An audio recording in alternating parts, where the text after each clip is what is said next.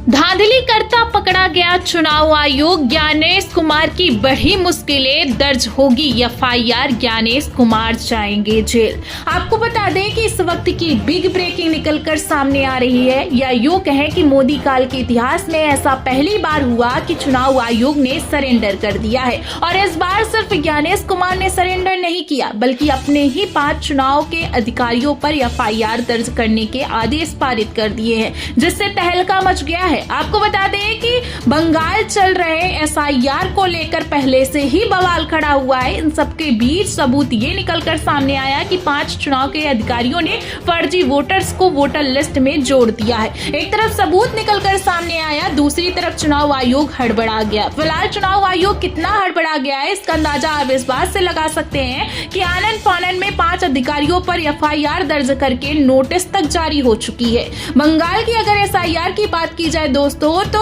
कई जगह पर फर्जी वोटर्स जोड़े गए हैं और कई जगहों पर लाखों की तादाद में वोटर्स घटाए जा रहे हैं।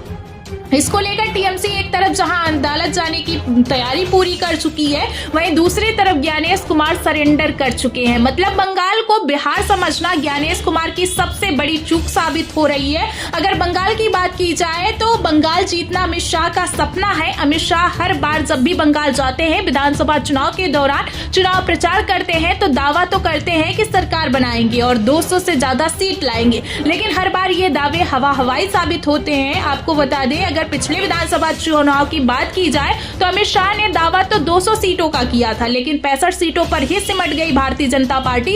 ऐसे हालातों में अमित शाह बंगाल को लेकर इस बार किसी तरह का कोई रिस्क नहीं लेना चाहते हैं। खबरें ये निकलकर सामने आ रही है कि अमित शाह ने बंगाल को फतेह करने का पूरा प्लान तैयार कर लिया है और भारतीय जनता पार्टी इस बार किसी तरह की कोई चूक नहीं करने वाली है। फिलहाल जहां भारतीय जनता पार्टी अपना प्लान तैयार कर चुकी है, अमित शाह रणनीतिकारों के साथ बैठक पर बैठक कर रहे हैं, वहीं दूसरी तरफ चुनाव आयोग ने जिस तरीके से अपने ही 5 अधिकारियों पर एफआईआर दर्ज की है, ये अपने आप में कोई छोटी बात नहीं है। आपको बता दें, दिल्ली से लेकर बिहार तक सवाल उठाए गए कि कभी भी चुनाव आयोग ने अपने अधिकारियों पर किसी तरह का कोई एक्शन नहीं लिया।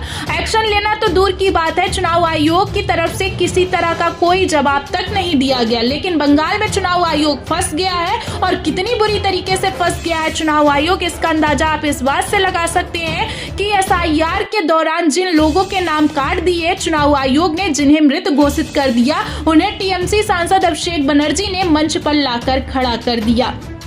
मतलब इस तरह के जिंदा सबूत पेश किए जा रहे हैं, वो भी मंच पर पेश किए जा रहे हैं। चुनाव प्रचार के दौरान चुनाव आयोग का भांडाफोड़ किया जा रहा है। टीएमसी के सांसद अभिषेक बनर्जी ने तो दिल्ली में आकर जब मुख्य चुनाव आयुक्त ज्ञानेश कुमार के साथ मीटिंग की, तब उनकी आंखों में आंखें डालकर कह दिया कि इस बार खेला ईवीएम से नहीं, वोटर लिस्ट से हो रहा है। फिलहाल इस मीटिंग को लेकर मैं आपको बता दूं कि दावा यहां तक किया जा रहा है कि अभिषेक बनर्जी और ज्ञानेश कुमार में जबरदस्त बहस हुई। अभिषेक बनर्जी ने तो ज्ञानेश कुमार से यहां तक कह दिया कि मुझ पर उंगली दिखाकर बात मत करो। तो इस खबर से आप अंदाजा लगा सकते हैं कि चुनाव आयोग और टीएमसी इस बार जो है एक्शन मोड में दिखाई दे रही है। एक तरफ जहां अमित शाह प्लान बना रहे हैं बंगाल फतेह करने की, वहीं दूसरी तरफ चुनाव आयोग ने सरेंडर कर दिया है। बंगाल से लेकर दिल्ली तक अब जो है तहलका मच गया है। खबर निकलकर सामने आई कि ममता बनर्जी भी दिल्ली आने वाली है, और अभिषेक बनर्जी ने तो चुनाव आयोग को चुनौती ही दे दी है। फिलहाल आपको बता दें कि चुनाव नजदीक आते आते ममता बनर्जी का एक्शन मोड भी नजर आ रहा है, और किस तरीके से अभी चुनाव आयोग बुरा फंसता नजर आ रहा है, ये तो देखना दिलचस्प है।